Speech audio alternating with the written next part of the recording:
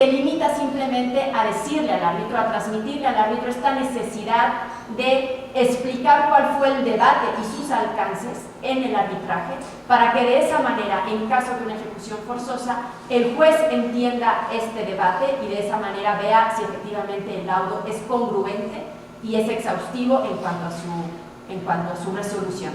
Hasta aquí lo voy a dejar nada más porque se me acaba el tiempo, pero voy a precisar algunos otros puntos que pueden tener un impacto práctico, partiendo también de lo que digan mis colegas. Gracias.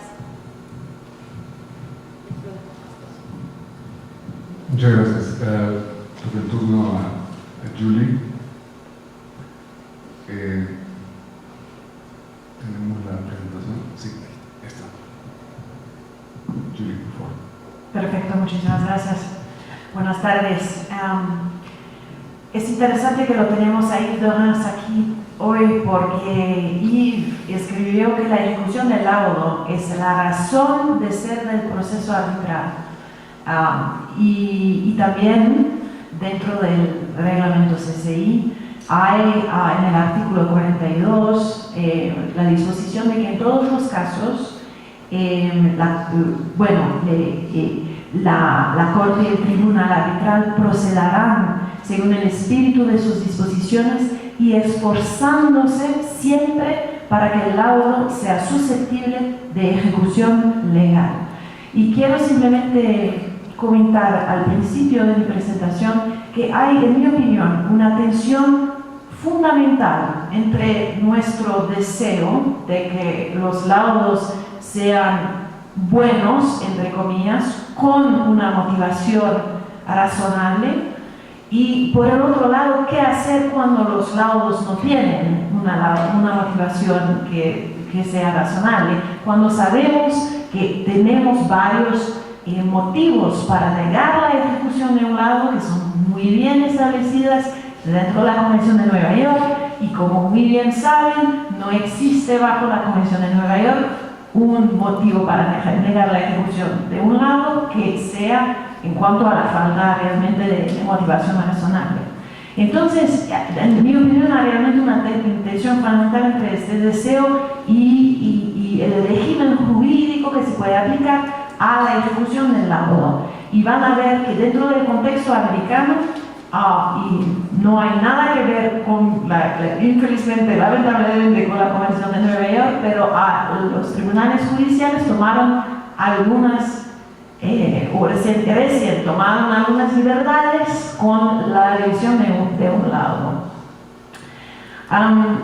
Porque el otro principio, el otro comentario, la otra reflexión que quería avanzar aquí es el hecho de que todos, de alguna forma, tenemos este sentimiento de que el laudo debería sí ser ejecutable, pero el verdadero alcance de esta idea es el problema, porque podemos pensar en una obligación inherente a la misión del Tribunal Arbitral de tener un laudo ejecutable, pero cuando pensamos en la aplicación concreta de esto, lo que estamos diciendo es que realmente el Tribunal Arbitral de Derecho no puede pensar en todas las jurisdicciones donde podría tener un problema de ejecución, y el Tribunal Arbitral debe basarse necesariamente de alguna forma en las presentaciones de las partes sobre el caso.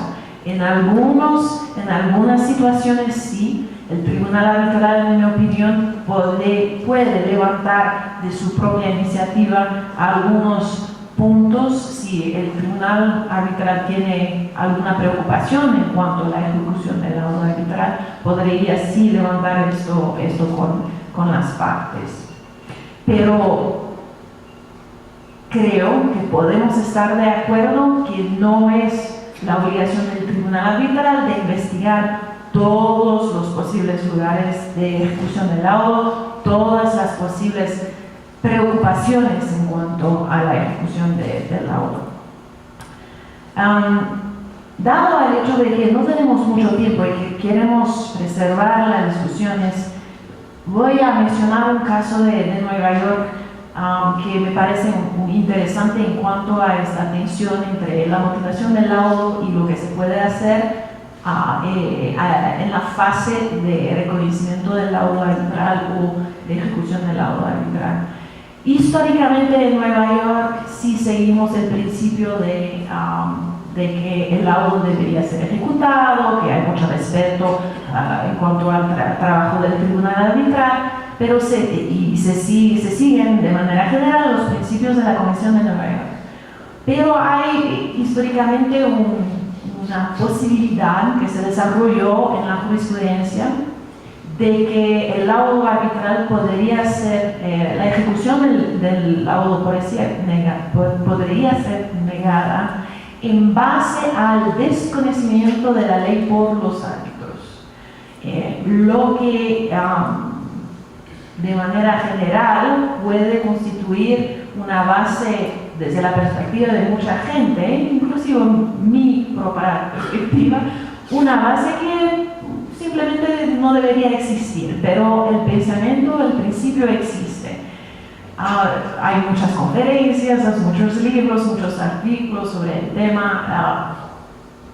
No teníamos hasta el año pasado una decisión donde realmente un laudo fue negado, donde la ejecución fue negada. El primer caso es este vamos a pasar a la próxima slide, que es el caso de Desan contra Nutrasweet. Es una situación de venta de empresa y yo creo que lo que podemos ver en cuanto a los hechos relevantes de este caso es simplemente que, no sé si está en la buena página, venta de activos, y el vendedor dice que representa una representación en el contrato que no hay problemas de competencia, de antitrust, en cuanto a sus acciones históricas dentro del negocio de la compañía. Y hay una representación de que se puede rescindir el contrato si después de la transacción surge una acción jurídica precisamente invocando una violación de las leyes americanas sobre la competencia. Como se imaginen, surgió exactamente el escenario que estaba descrito en el contrato, de que hubo una acción alegando violaciones del derecho de competencia americano. Y lo que es interesante, y podemos pasar a la próxima slide, es que de hecho el arbitraje CCI fue iniciado no por la parte que tenía el derecho de rescindir el contrato, sino por la parte que quería obtener todo el precio de venta. Entonces, la postura de las partes es un poquito más complicada dado a esto. El arbitraje, en la decisión de los árbitros, ellos tuvieron la impresión de que sí, el reclamo para el precio de venta era justificado y negaron al comprador estas defensas en base a la posible violación del derecho de competencia de los Estados Unidos.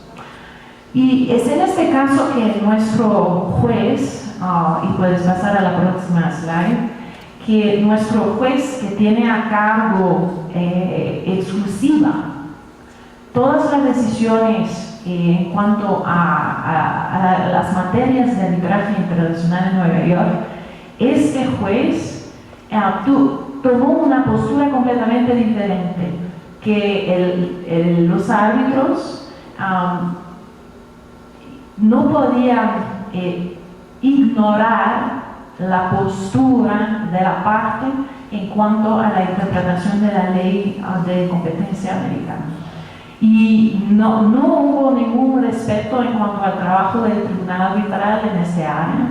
Y de hecho tenemos el primer caso donde sí hubo una negación, no hubo de reconocimiento del laudo arbitral dado a la decisión del juez y la perspectiva del juez de que simplemente los árbitros no hicieron su trabajo. Y voy a concluir en esto. Es un caso histórico, tenemos claro que como se imagina, una apelación de esta decisión y vamos a ver si la Corte de Apelación va a mantener la decisión de nuestro juez de primera instancia. Muchísimas gracias, Julie. Pasaríamos entonces a Cristian Borguero. Gracias, José. Y aprovecho para agradecer también a los organizadores, a ICC Perú y a ICC por esta invitación. Me falta un poco el aire, así que voy más lento. Yo voy a dar un paso un poco más atrás y voy a abordar, si se quiere, un marco conceptual sobre el tema que presentamos en este panel, que tiene que ver precisamente con algunas cuestiones relativas a la motivación en concreto, y si podemos pasar a la siguiente lámina. Me voy a enfocar en 3 puntos de manera muy sucinta. Uno es cuál es el fundamento de la motivación, enseguida si es o no renunciable, y por último cuál es su alcance, y en esto pretendo ser muy breve porque es un punto en el que va a ahondar Ignacio con posterioridad.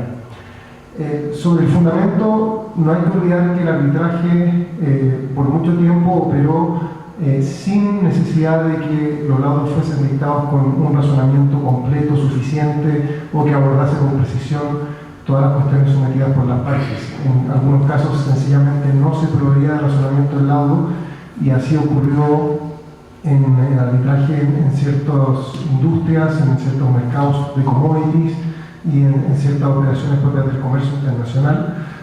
Y de hecho se toleró esta práctica por mucho tiempo en jurisdicciones muy relevantes en materia de arbitraje internacional, entre ellas Inglaterra y Estados Unidos, un poco de manera reactiva para escaparse de lo que en ese momento era una revisión judicial que permitía examinar el mérito de la decisión adoptada por los árbitros. Y también en alguna medida Francia lo toleró en el contexto de arbitrajes internacionales o de ejecución de laudos extranjeros, precisamente en aras de promover esa mayor dinamismo y eficiencia en el comercio internacional. Pero el paradigma parece haber cambiado.